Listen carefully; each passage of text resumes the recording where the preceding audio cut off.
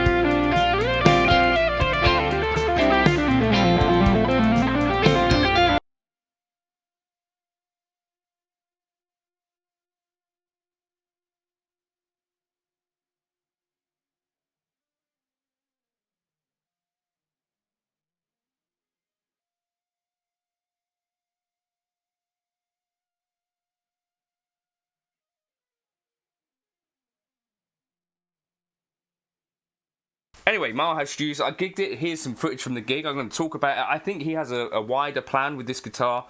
But let's talk about the guitar a bit, play it.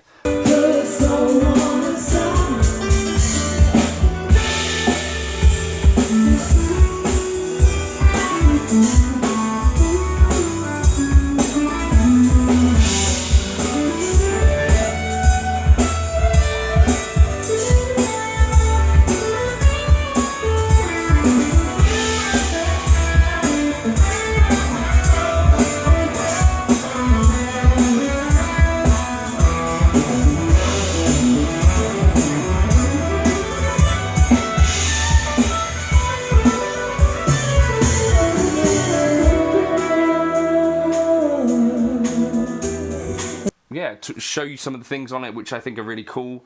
And of course, like, this is all made by hand. This is kind of the thing with Paul. Like, he was a carpenter, proper, working with his hands and that. And so this is, you know, he's been making guitars now for a while, and this is basically what he does now. Just a very small amount of guitars that he makes. So I think he raffles these off. Something to do with charity he was saying about it. It sounded like it was a positive thing, didn't it? One of the things that kind of Paul has been saying is that the most important parts of, like, guitar making really is in the setup. Because quite a lot of guitars these days are, you know, largely CNC pieces of work. And then, obviously, you need a human to do the tidying bits up. You'd think, like, a guitar made out of loads... I've always thought that one-piece bodies would be sort of lighter. But this is actually not heavy. And how many pieces is that? That's 1, 2, 3, 4, 5, 6, 7, 8, 9, 10, 11, 12, 13, 14, 15, 16, 17, 18, 19, 20, 21, 22. That's a 22-piece body. That's got to be a record, right? Although there was that matchstick thing, wasn't there? Right, let's plug the guitar in. I haven't tuned it, obviously, since the gig.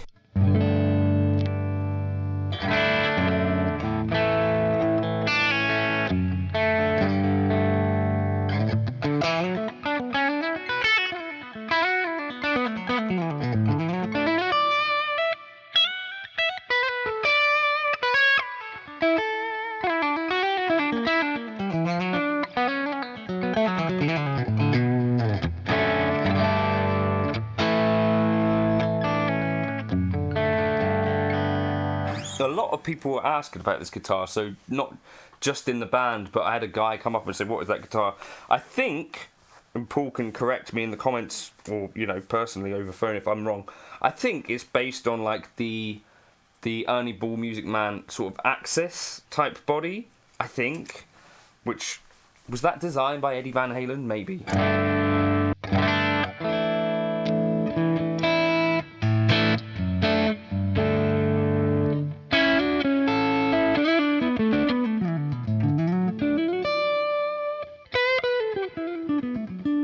Now, the inlays are, I think, one of my favourite parts of it. These are made from brass, I think. Like brass, then a bit of clear stuff. What else did he tell me about this guitar? There's quite chunky inlays on here, so if you're short-sighted, you'll see them. These pickups are wired by a friend of his, comes over to the UK occasionally, I believe. And these are quite mid-rangey. Definitely not high output.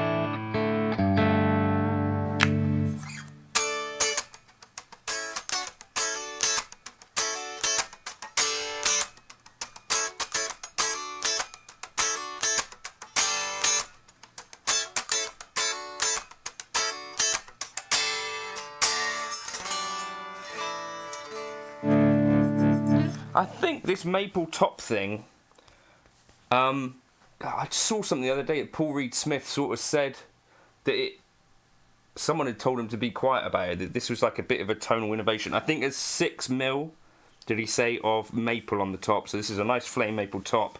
I think it really does finish it off pretty nicely. That's, I think, with the inlays, I think my favourite part of the build. But it does kind of raise some questions about, like, you know, that sort of toneward element. I'm sure it does make a difference to some extent, but I'm not sure if it's a huge difference. I'd like to see, you know, like a Strat configuration here.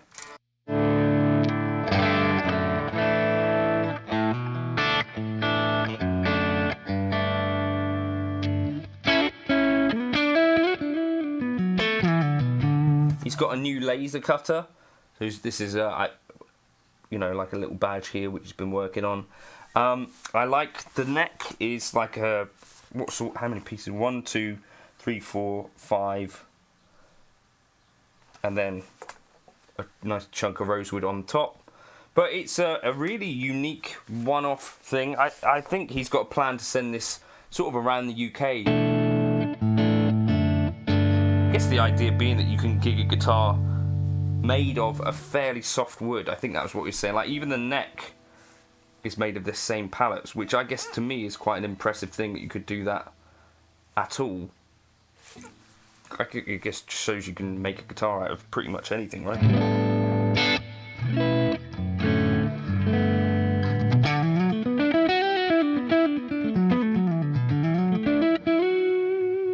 Plus 12 dB boost.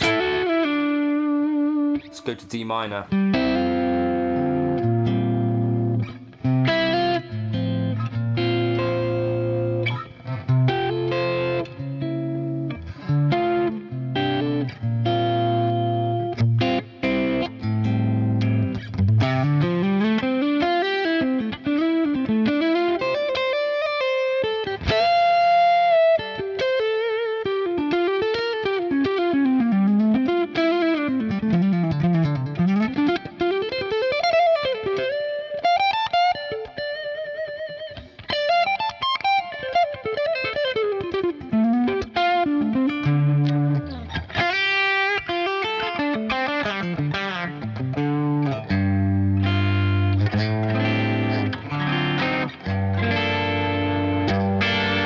Now, I guess, if we're being totally honest, this type of neck, where you've got lots of bits of wood like this, is going to be the sort of thing that is maybe not going to be, or maybe that makes it more stable. Let me know in the comments how you feel about that, because I guess you've got sort of different woods with different grain pushing against each other in different ways.